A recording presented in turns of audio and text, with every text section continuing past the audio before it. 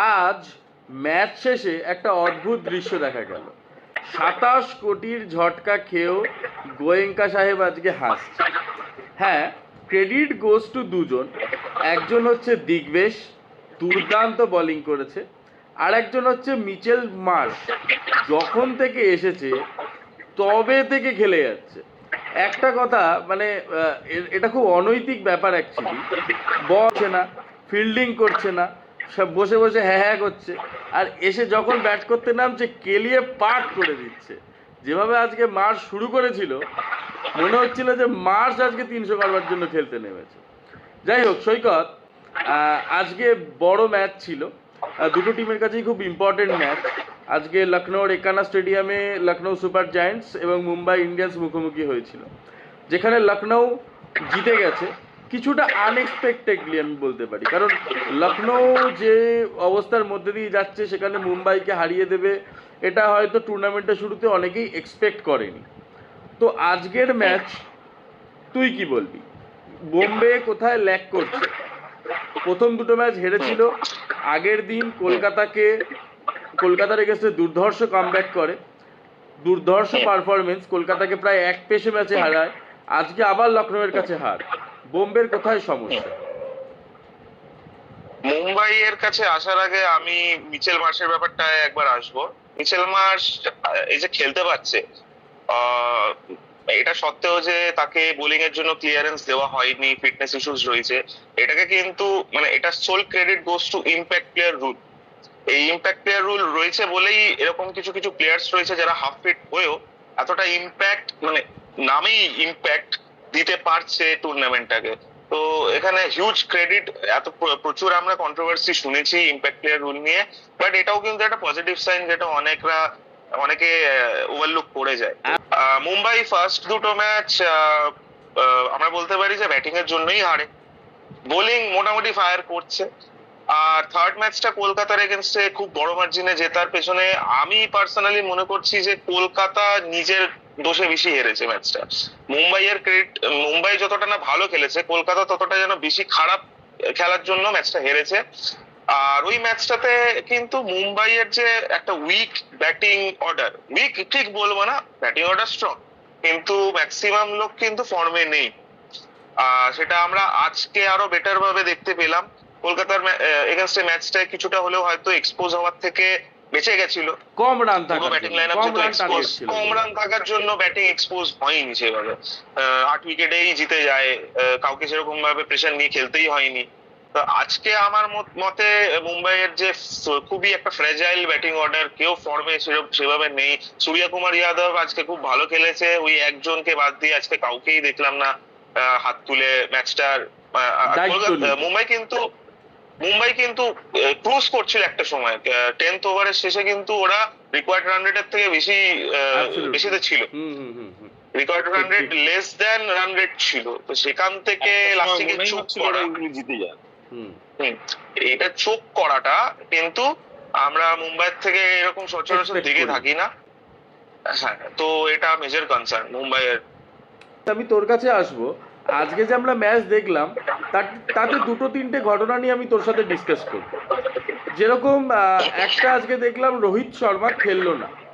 রোহিত শর্মার মতো প্লেয়ার বসে আছে কেন, এই বিষয়টা আমি জানি না, তুই জানিস কি না তো সেটা আমাকে বল। কারণ রোহিত শর্মার চোট আছে বলে এখনো অবধি সেরকম খবর নেই। তাহলে কি রোহিত শর্মাকে ব্যাট ফর্মের জন্য বসানো হলো? এটা এক। আর 2 নম্বর জিনিস হচ্ছে যে ম্যাচের শেষের দিকে তিলক বর্মা সেভাবে রান করতে পারছিল না as per record run rate. Tilak Varma দেখলাম রিটায়ার হার্ট দিল। এটা তো পাড়ার খেলা নয়। আইপিএল একটা, অন্তত যতগুলো ক্রিকেট লিগ হয় তার মধ্যে টপ মোস্ট লিগ হচ্ছে আইপিএল। সেখানে এরকম একটা ঘটনা আজ অবধি ঘটেছে বলে আমি মনে করতে পারছি না, এত বছর ক্রিকেট দেখছি। তুই কি বলবি এই দুটো ঘটনা নিয়ে? মুম্বাই ম্যানেজমেন্ট এই ডিসিশনগুলো নিচ্ছে নাকি অন্য কিছু? না, একটা রিপোর্টস আছে যেটা 1 নম্বর রোহিত শর্মা নিয়ে, যে ওর নাকি চোট আছে, ওই জন্য হয়তো আজকে খেলেনি। আমি তোর কাছে আসবো। তুই বোম্বের ব্যাটিং ফ্লস নিয়ে বলছিলি, যেখানে আমরা আজকের ম্যাচ দেখলাম আজকে ম্যাচের শেষের দিকে যখন মোটামুটি 3 ওভারে 45 রান বাকি ছিল বা 2 ওভারে প্রায় অ্যাপ্রক্সিমেটলি 30 রান বাকি ছিল, এই জায়গা থেকেও কিন্তু আমরা ম্যাচ জিততে দেখেছি।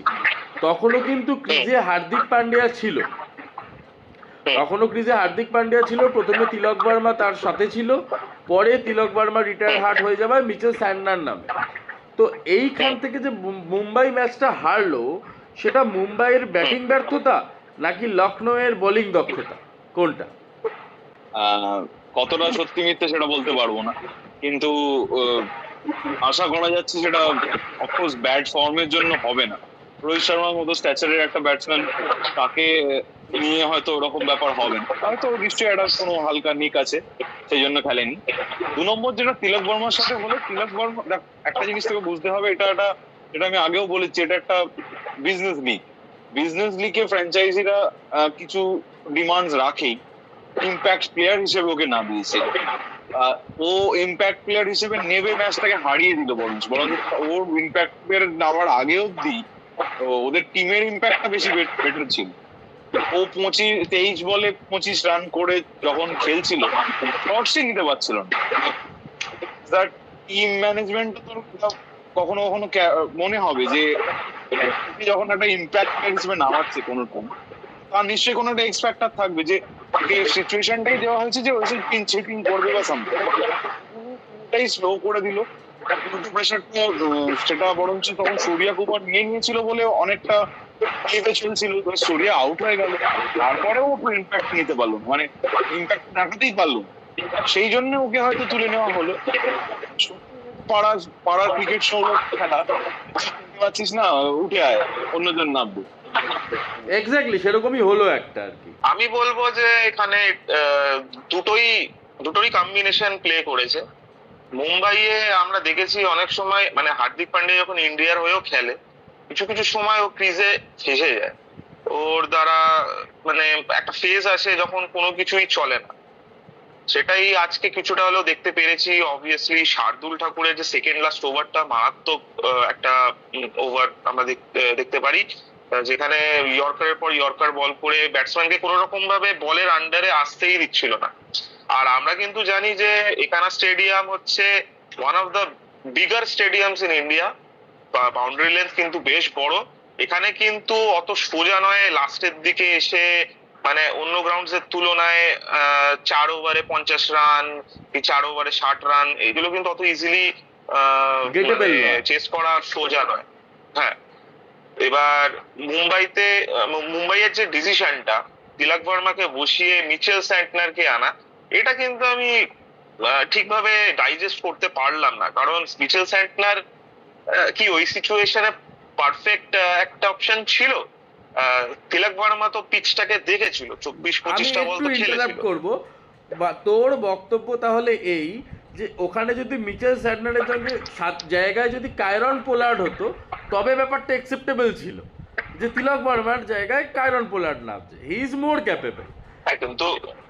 কিন্তু কায়রন পোলার্ড তো এখন কোচিং স্টাফে রয়েছে, এবার আমি জানি না কোচ আমি জাস্ট বলছি যে তিলক বর্মাকে বসানো হলো ঠিক আছে, বাট তিলক বর্মার জায়গায় মিচেল স্যান্টনার যে নামলো, তুই মনে করছিস না যে সে তিলক বর্মার থেকে বেশি ক্যাপেবল ওই রানটা তোলার ক্ষেত্রে? হ্যাঁ, আমি তোর পয়েন্টটা বুঝছি, যে তুই বলতে চাইছিস যে কায়রন পোলার্ডের প্রোফাইলে কোনো প্লেয়ার যদি থাকতো। হ্যাঁ হ্যাঁ হ্যাঁ, তো হ্যাঁ এটা মানে ঠিকই, ওই প্রোফাইলের যদি কোনো প্লেয়ার, হয়তো আমরা জানি যে ওয়েট করছে, এখনো চান্সের জন্য ওয়েট করছে, তিলক বর্মা বেকার বল ওয়েস্ট করছে, তখন আমরা মানতে পারতাম যে ঠিক আছে, it was a good decision. But Mitchell Santner কতটুকু মানে তিলক বর্মার থেকে কি বিশাল একটা বেটার প্লেয়ার, বা ওই কায়রন পোলার্ডের লেভেলের কি প্লেয়ার যে তিলক বর্মা এমনি নিজের উইকেটটাকে ওরকম ভাবে স্যাক্রিফাইস করে দিল? দরকার পড়লে অন্য এন্ডে স্ট্রাইকটা দিয়ে দিতে পারতো, হার্দিক পান্ডিয়াকে স্ট্রাইক দিয়ে দিতে পারতো। আমি অমিতের কাছে আসব। আমরা লখনৌয়ের বোলিং টুর্নামেন্টের শুরুতেই আমরা লখনৌয়ের বোলিং নিয়ে চিন্তিত ছিলাম, কারণ লখনৌ 2-3টে তাদের মেইন টিমের প্লেয়ারকে পাচ্ছিল না। সেখানে মহসিন খানের জায়গায় শার্দুল ঠাকুর আসে। শার্দুল ঠাকুরের রিপ্লেসমেন্টটা এখন তো মনে হচ্ছে লখনৌর জন্য সাপে বড় হলো। শার্দুল ঠাকুর আসায় বলিংটা অনেক গোছানো লাগছে। রবি বিষ্ণই যে লখনৌয়ের ফাস্ট স্পিনার, তার থেকে এখন দিগ্বেশ অনেক বেটার পারফর্ম করছে। সব মিলিয়ে লখনৌয়ের বোলিংটা অনেক গোছানো মনে হচ্ছে না, যেটা টুর্নামেন্টের আগে আমরা এক্সপেক্ট করি। হ্যাঁ সেটাই, মানে ব্যাপারটা হচ্ছে যে লখনৌয়ের বোলিংটা যেরকম আমরা প্রথমে ভেবেছিলাম যে খুব ডাউন হবে, কারণ অনেকগুলো মেজর প্লেয়ার্স মিসিং। তো সেই জায়গা থেকে যখন শার্দুল ঠাকুরের কামব্যাকটা খুব বড় একটা মনোবল জুগিয়েছে টিমটাকে। শার্দুল ঠাকুর, লর্ড ঠাকুর যে নিজের ফর্মে ফিরে এসছে, এবং মারাত্মক ডেথ ওভার বলটা করলো। মানে আজকের 19 নম্বর ওভারটা একটা সুপার ওভার, যেখানেও এক ফোঁটা চান্স দিল না। ও আজকে ওর সবচেয়ে বড় জিনিসগুলো যদি আফটার ম্যাচ ইন্টারভিউস গুলো দেখি, ও প্রত্যেক ম্যাচে একটা খুব ভালো ভালো কথা বলছে। আজকে যেরকম বললো যে আমরা খেলছি এতদিন, এইটুকু জানি কোন সিচুয়েশনে কখন কোন বল করতে হবে যাতে আমার থেকে বেশি ব্যাটসম্যান হাবি না হতে পারে। সেই জিনিসগুলো একটা ওর দিনের ক্যারিয়ারের ওর খুব এক্সপিরিয়েন্স করেছে, সেটাও ফুল প্লেজেন্টলি ইউজ করছে। সেটা দেখে খুব ভালো লাগলো। তারপরে আজকে অনেকদিন পরে আকাশদীপ টিমে ফিরলো। আকাশদীপের আসাতে টিমটা আর একটু বেটার হতে পারে, কিন্তু আকাশদীপ আজকে খুব একটা ভালো বল করেন। যাই হোক, সবচেয়ে বড় কি পয়েন্টটা বললি যে রবি বিষ্ণয়, বিষ্ণয় ওদের লিড স্পিনার, ইন্ডিয়ান স্ট্যাচারের স্পিনার। সেখানে রবি বিষ্ণয়কে সবাই না একটুখানি বুঝেছে, লিড করে এসছে, একটুখানি প্র্যাকটিস জেনে এসছে কিভাবে ওকে খেল দিতে হবে। সেইখানে রবি বিষ্ণয়কে লোকে একটু কেয়ারফুলিও খেলছে, আবার ঠিক টাইমে মেরেও দিচ্ছে। কিন্তু উল্টোটা হচ্ছে দিগ্বিজয়ের ক্ষেত্রে, দিগ্বিজয়কে সবাই খুব লাইটলি নিচ্ছে এখন। দিগ্বিজয়কে লাইটলি নেওয়ার ফলেই ওকে মারতে গিয়ে উইকেটটা হয়। এই জন্য তুই দেখবি কম্বিনেশন যখন বিষ্ণয় একটা ওভার একটুখানি দেখে খেলে নিবি, এবার দিগ্বিজয় আসছে, দিগ্বিজয়কে যেই মারতে যাচ্ছে উইকেট পড়ে যাচ্ছে। দিগ্বিজয় সামটাইমস মনে হচ্ছে যে একটু লাকি, তার জন্য যেটা বিষ্ণয়ের বোলিং এর এফেক্টটা, এক্সপিরিয়েন্সটা ওকে যে না এই বলারটা তো ভালো বলার, একে এই ওভারে মারবো না, পরের ওভারটা রাইট। দিগ্বিজয় একটু ইয়াং, ওকে বা ইয়াং না হলে মানে নতুন আইপিএল এ তো ওকে চেষ্টা করবো, সেইখানে গিয়ে উইকেটটা ফেলছে। এবং দিগ্বিজয় খুব স্মার্ট বল জন্য হয়তো ও আজকে ম্যান অফ দ্য ম্যাচ দুর্দান্ত পারফরমেন্স করেছে। 4 ওভারে 21 রান, 1 উইকেট, যেখানে মুম্বাই ইন্ডিয়ান্সের মতো টিম 200 রান প্লাস চেস করছিল। সেখানে আমি পয়েন্টস টেবিলে আসব। পয়েন্টস টেবিলে আপাতত মুম্বাই ইন্ডিয়ান্স আছে 7-এ। 4টে ম্যাচ তারা খেলেছে, একটি ম্যাচে তারা জয় পেয়েছে কলকাতা নাইট রাইডার্সের এগেনস্টে, বাকি 3টে ম্যাচ খেলেছে। আর এলএসজি 4টে ম্যাচ খেলেছে, 2টো ম্যাচ জিতেছে, 2টো ম্যাচ হেরেছে, তারা আছে 6 নম্বরে। আর মুম্বাই ইন্ডিয়ান্স আপাতত 7 নম্বরে। তো এই ছিল আজকের ম্যাচের পোস্ট রিভিউ। আমরা কালকের ম্যাচে আসবো। কালকে আমরা জানি শনিবার, স্যাটারডে ডাবল হেডার। কালকে প্রথম ম্যাচে মুখোমুখি হচ্ছে চেন্নাই সুপার কিংস এবং দিল্লি ক্যাপিটালস, আর সেকেন্ড ম্যাচে মুখোমুখি হচ্ছে পাঞ্জাব রাজস্থান রয়্যালসের সাথে। তো কালকের এই দুটো ম্যাচ, যেখানে চেন্নাই সুপার কিংসের আপাতত টুর্নামেন্ট খুব একটা ভালো যাচ্ছে না, যেখানে তারা 3টে ম্যাচের মধ্যে মাত্র একটা ম্যাচ জিতেছে এবং 2টো ম্যাচ হেরেছে। আর দিল্লি ক্যাপিটালস 2 নম্বরে আছে, 2টো ম্যাচের মধ্যে 2টো ম্যাচই তারা জিতেছে। তো দিল্লি ক্যাপিটালস টপ ফর্মে, আর চেন্নাই সুপার কিংস এই টুর্নামেন্টের ভেটারেন, তারা আপাতত স্ট্রাগল করছে। কালকের প্রেডিকশন সৈকত? কালকে ডে গেম আছে চেপকে। আমি দিল্লিকে সাপোর্ট করবো, কারণ চেন্নাইয়ের ফর্ম আমি খুব একটা দেখছি না। Delhi is red hot form, Delhi is in red hot form. Most probably ওদের যা বোলিং লাইন আপ, একটু হয়তো নূরকে দেখে খেলতে হতে পারে, বাট তাছাড়া নূরকে বাদ দিয়ে চেন্নাইয়ের বোলিং লাইন আপে আমি কাউকে দেখছি না খুব একটা থ্রেটনিং বলে। বাট দিল্লির বোলিং এটা কিন্তু খুব দেখে খুব স্পাইসি লাগছে, আর দিল্লির ব্যাটিংও বেটার ক্লিক করছে এখন। তো I will go with Delhi. Saikat বলছে দিল্লি। অমিত, দিল্লি নাকি চেন্নাই? কালকে যেটা সৈকত বললো, কালকে ডে গেম চেপকে ডে গেমে একটুখানি স্পিন কম হওয়ার চান্স বেশি, কেন একটু সূর্যের আলো থাকলে স্পিনটা ওখানে কতটা হয় ডিপেন্ডেবল। নই আমি, কিন্তু আশা করছি যদি কালকে নাইট গেম হতো একটু চেন্নাইয়ের জন্য ফেভারে থাকতো, বাট দিল্লি যে রেড হট ফর্মে আসে, কালকে দিল্লি জিতবে। 180 স্কোরের আমরা একটা এক্সপেকটেশন রাখতেই পারি, আর কালকে আশা করছি দিল্লি জিতবে।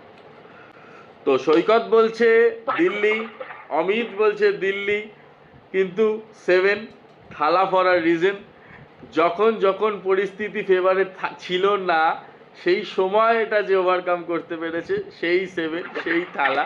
তো কালকে আমি চেন্নাই, আমি এক্সপেক্ট করছি যে কালকে আমরা ডেভন কনওয়েকে লাইন আপে দেখতে পাবো, এবং ঋতুরাজ গাইকোয়াড় হয়তো এবার ওপেনিং করবে ডেভন কনওয়ের সাথে। কাল হয়তো ত্রিপাঠীকে আমরা লাইন আপে দেখবো না, এটা আমার এক্সপেকটেশন। এবং আমি কালকে পাথিরানার কাছ থেকে একটা ভালো পারফরমেন্স এক্সপেক্ট করছি। তো সব মিলিয়ে আমার বেট কালকে চেন্নাই। তো আমি কালকে সিএসকে কে সাপোর্ট করব।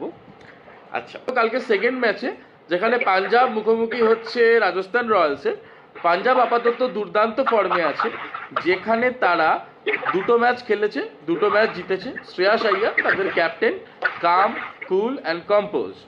আর সেখানে রাজস্থান রয়্যালস 3টে ম্যাচ খেলে ফেলেছে, 1টি ম্যাচে জয় পেয়েছে, 2টো তারা হেরেছে। সৈকত, কাল পাঞ্জাব নাকি রাজস্থান? আমি রাজস্থানের সাপোর্টে আছি কালকে। রাজস্থান জিতলে কম্পিটিটিভনেসটা একটু বাড়বে, আইপিএল টেবিলে একটু শিফট হবে, এদিক ওদিক টিমস একটু হবে, যেটা আমরা সবাই দেখতে চাই। তো Rajasthan. Rajasthan. Amit, Punjab, Rajasthan? I will go for Punjab, কারণ পাঞ্জাবের টিম অনেক বেশি ব্যালেন্স লাগছে। রাজস্থান এখনো নিজের ইটস এন্ড ব্যাটস খুঁজে পায়নি। যদি সব টুকরো ঠিকঠাক খুঁজে পেয়ে যায়, তাহলে আশা করছি রাজস্থান একটা ভালো পারফরমেন্স দেবে। কিন্তু এখনো আমার মনে হচ্ছে সময় লাগবে। যতদিন না সঞ্জু স্যামসন ফুল ফ্লেজেডলি ক্যাপ্টেন হিসেবে নামছে, ততদিন রাজস্থানের উপর আমার বেট নেই। ততক্ষণ কালকে অ্যাটলিস্ট তার জন্য আমার মনে হচ্ছে পাঞ্জাবি বেট। আমি কালকে সেকেন্ড ম্যাচে রাজস্থান মনে হচ্ছে আমার, কারণ আমার লজিক একটাই, সেটা হচ্ছে লাস্ট ম্যাচে ওরা চেন্নাইকে হারিয়েছে। চেন্নাইকে হারিয়ে রাজস্থানকে আমার অনেক বেশি চাঙ্গা মনে হচ্ছে। তো সেখান থেকে, আর সেখানে পাঞ্জাব পরপর 2টো ম্যাচ জিতেছে, যেখানে দাঁড়িয়ে কোথাও না কোথাও হালকা বিস্তর আত্মতুষ্টি তাদেরকে গ্রাস করতে পারে। তো সব মিলিয়ে কাল আমার মনে হচ্ছে কাল হয়তো রাজস্থানের দিন হলেও হতে পারে। তো সেখানে কাল আমি সেকেন্ড ম্যাচে রাজস্থান। তো আজকের মতো আমাদের পোস্ট ম্যাচ রিভিউ এবং প্রি ম্যাচ প্রোগ্রাম শেষ। কাল দুপুরবেলা 3:30 দিয়ে চিপাকে চেন্নাইয়ের সঙ্গে দিল্লির খেলা, এবং রাত্রি 7:30টায় পাঞ্জাব ভার্সেস রাজস্থান রয়্যালস। আমরা ম্যাচের পরে আবার পোস্ট ম্যাচ রিভিউতে আসবো। যারা আমাদের ভিডিওস দেখছো, যদি আমাদের কন্টেন্ট ভালো লেগে থাকে, প্লিজ লাইক করো, ভিডিওস গুলো শেয়ার করো তোমাদের বন্ধুদের সাথে, যাতে তোমরাও এই এনজয়মেন্টটা দেখতে পারো। আর কমেন্ট করে জানাও তোমাদের মতামত, কেমন লাগছে তোমাদের আমাদের ভিডিওস গুলো, যাতে আমরা আরো ইমপ্রুভ করতে পারি। Thank you. Thank you. আমাদের সকল দর্শকদের কাছে আমরা দুঃখিত, কালকে কেকেআর ভার্সেস এসআরএইচ ম্যাচের যে পোস্ট ম্যাচ রিভিউ, সেটা আমরা কালকে টেকনিক্যাল ইস্যুর কারণে আমরা আনতে পারিনি। তো এটা আপনাদেরকে জানানোর ছিল, তো আমাদেরকে ক্ষমা করবেন।